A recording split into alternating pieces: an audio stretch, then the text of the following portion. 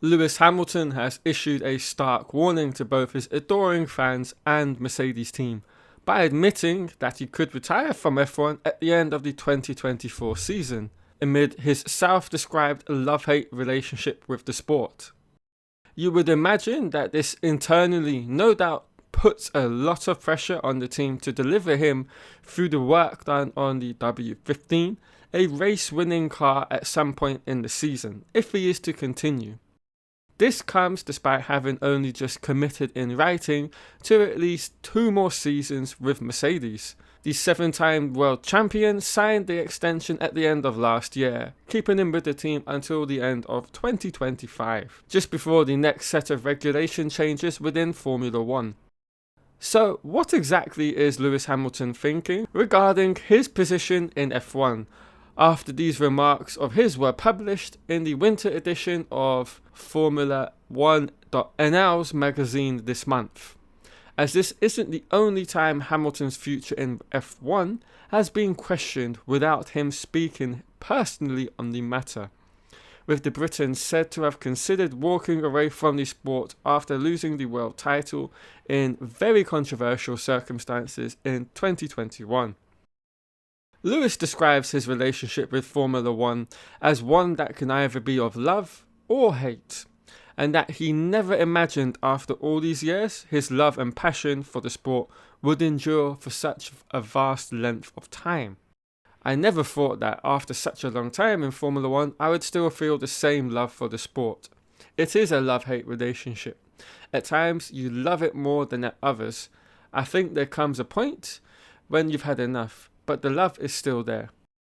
And he highlighted the pole position in Budapest, Hungary, his first in almost 2 years, as one he appreciated a lot more than normal after such a length of time without securing one.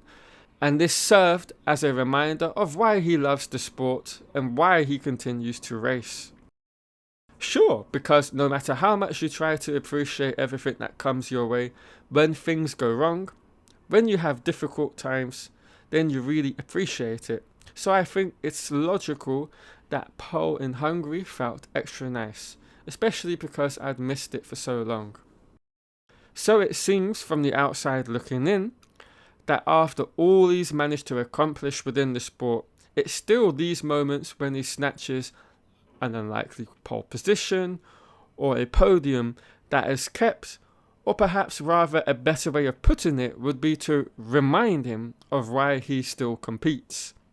I mean, after all these years of success that they managed to accomplish from 2014 till 2020 must certainly change you and your perspective as a sports person, let alone as a human.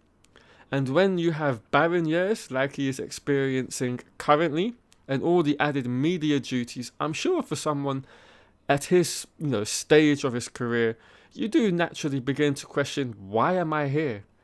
And I think this is something Fernando Alonso no doubt experienced during his second stint at McLaren, with him leaving on a sabbatical for a number of years to drive in other categories with competitive machinery.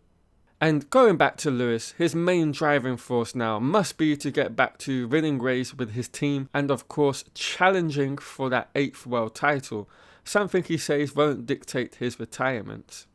And you would have to say, with the team now going down a design path that they know is the right way to go, it is only a matter of time before they climb back up to the top of the grid on a more consistent basis.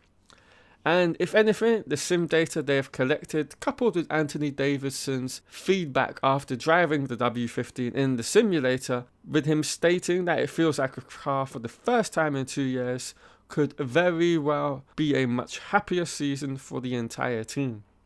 So after all that's been said and done, what exactly could dictate his retirement? Because a couple of years ago he stated he couldn't see himself racing into his 40s with the likes of Michael Schumacher and Fernando Alonso have done. And now with him signing this brand new 2-year contract and having just turned 39, he will obviously, if he stays around to the end of this contract, be into his 40s. Lewis had this particular statement to make on that.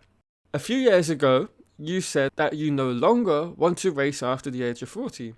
To which Lewis replied, and that's still possible. I have no set plan for the future. I still feel fit and still enjoy what I do. I have now learned that you should never say never in life.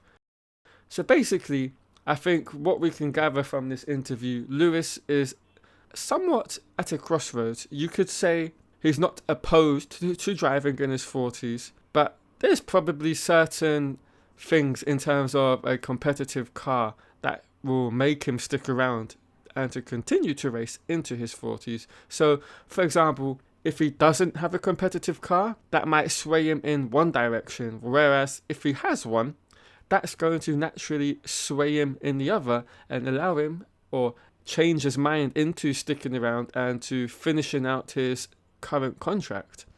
But something else is really interesting with this, and it's him stating he could even take a sabbatical, something both Schumacher and Alonso did themselves for differing reasons.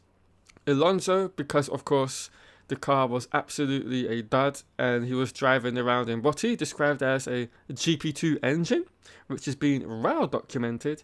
And for Michael, it was after a long series of successful championships and his energy had been zapped of him to the point where he needed to recharge them, from which he ultimately came back and helped the Mercedes team lay all the foundations for the future successes both Lewis and Nico Rosberg reaped the benefits from.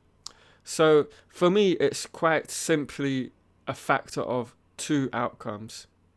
He will either stay if he has a competitive car, or if he sees no progress within the factory and he doesn't see any kind of signs of them getting towards the front again and fighting for pole positions, race wins on a consistent basis, I think then he will either hang his boots up or take a sabbatical.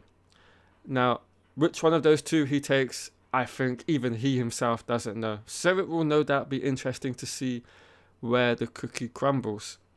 Right, everyone. Thank you all for watching. If you've enjoyed the video, please leave a like. Subscribe if you're new around here. And I will catch you all in more Formula 1 videos.